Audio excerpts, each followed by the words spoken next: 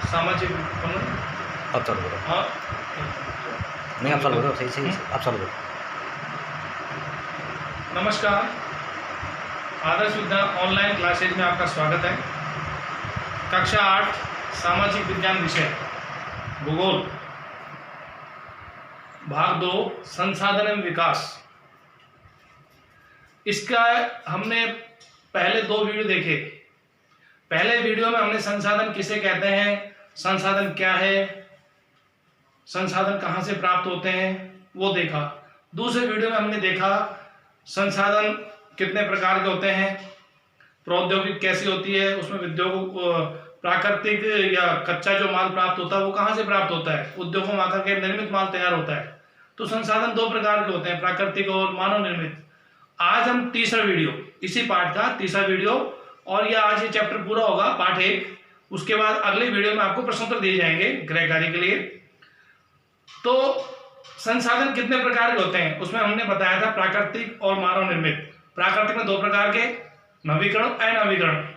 आज हम देखेंगे मानव निर्मित संसाधन, यानी मनुष्य के द्वारा जो प्राप्त होते हैं वो मानव निर्मित संसाधन कहलाते हैं। लेकिन मनुष्य कहां से प्राप्त करता है? मनुष्य पहले प्रकृति से प्राप्त करता है। प्रकृति से प्राप्त होने के बाद वह अपनी कार्य कुशलता उसमें दिखाता है, अपनी शारीरिक और मानसिक योग्यता उसमें दिखा करके वह उसको संसाधन के रूप में बनाता है।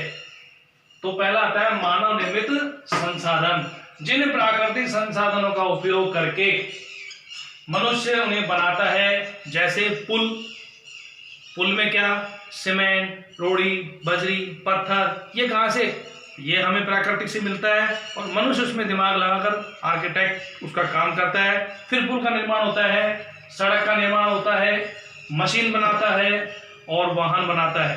कौन बनाता है? मनुष्य बनाता है। तो ये मानव निर्मित संसाधन है, मनुष्य के द्वारा बनाए गए संसाधन है जिसका उपयोग हम सभी करते हैं। लेकिन मानव संसाधन क्या है? मानव वो चीज है, लोगों की संख्या, क्योंकि आज हमारा भारत देश इतना बड़ा है और यदि इसे पूरी मानव श्रृंखला को, पूरे देश की श्रृंखला को इस मानव संसाधन के रूप में लगा दी जाए तो बहुत बड़ा विकास हो सकता है। लेकिन कुछ लोग भी कर पाते हैं, कुछ लोग नहीं कर पाते। इनमें भी 2 प्रकार के होते हैं, एक मानसिक, एक शारीरिक। मानसिक वो जो आविष्कार करते हैं, नई नई चीजें उपलब्ध कराते हैं, ऐसा करना चाहिए, वैसा बनाना चाहिए। शारीरिक रूप से जो मेहनत मजदूरी करते हैं, पुल का निर्माण कर रहे हैं तो मजदूर करते हैं। लेकिन मानसिक रूप से कौन करता है? जो इंजीनियर होते हैं वो इसका मानसिक रूप से करते हैं कि हमको इस पुल में कितना क्या देना है, कितनी बजरी, कितना सीमेंट, कितना कंक्रीट डालना है, कितना लोहा देना है, ये सब मानव करता है और ये सब मानव निर्मित कहलाते हैं। तो मानसिक और शारीरिक रूप से दोनों होते हैं। मानव संसाधन विकास, मानव संसाधन आ गया। मानव संसाधन विकास क्या है? अधिक संसाधनों का निर्माण जिसमें हम समर्थ हों, उनको कर सकें, ज्यादा से ज्यादा उनका उपयोग कर सकें अपनी कार्य कुशलता के आधार पर। अपनी कार्य कुशलता के आधार पर हम जिन संसाधनों का जितना विकास करेंगे वो कहलाता है मानव संसाधन विकास। इस तरह से ही संसाधन संरक्षण, ये मानव संसाधन। अब इन संसाधनों का संरक्षण कैसे करें? संसाधन का संरक्षण हम जितना कर सकते हैं कि हम नवीकरण, अनवीकरण, आपको पहले बताया था, नवीकरण संसाधन वो होते हैं जो तुरंत हमें प्राप्त हो जाते हैं। अनवीकरण संसाधन जो हमें तुरंत प्राप्त नहीं होते, उसको बनने में हजारों वर्ष लग जाते हैं, जैसे पेट्रोल, डीजल, कोयला। नवीकरण में जल है, जल का हम प्रयोग करते हैं, लेकिन दुरुपयोग करेंगे तो ये संसाधन भी समाप्त होने के कगार पर आ जाता है। तो ऐसे संसाधन हम प्राप्त होते हैं, इन संसाधनों का संरक्षण हमें करना चाहिए। यानी संसाधनों का सतर्कतापूर्व उपयोग करें, दुरुपयोग नहीं करें, और उनके नवीकरण के लिए उनको समय देना कि हाँ ये इतने दिनों में तैयार हो जाएगा, तो उसके लिए समय देना, ये कहलाता है संसाधन संरक्षण। अगला बिंदु आता है सतत पोषणीय विकास। सतत पोषणीय विकास क्या है?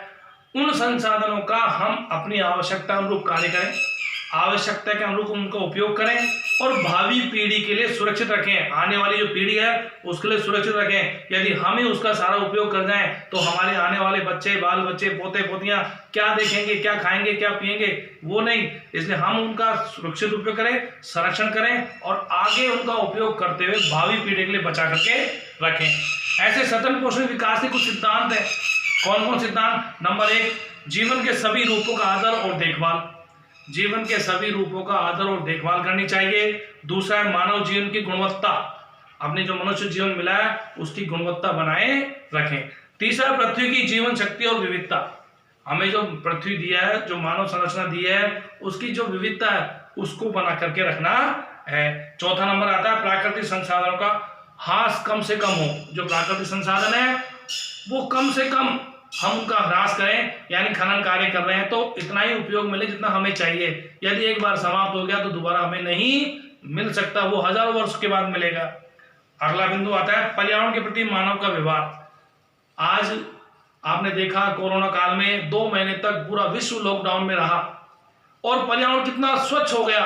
जो हवा की क्वालिटी थी वो क्वालिटी एकदम साफ हो गई और 2 महीने बाद जैसे लॉकडाउन, 3 महीने बाद लॉकडाउन खुला है तो वापस वही मनुष्य की रफ्तार ने पकड़ ली, मनुष्य का जीवन ने रफ्तार पकड़ा तो पर्यावरण प्रदूषित हो गया। तो हमें पर्यावरण का भी ध्यान रखना होगा, पर्यावरण की देखभाल भी हमें करनी होगी।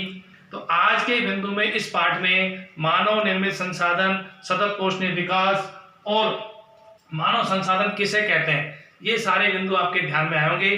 अगले वीडियो में हम आपको प्रश्नोत्तर देंगे गृह कार्य के लिए। अगला वीडियो जल्दी प्रसारित होगा।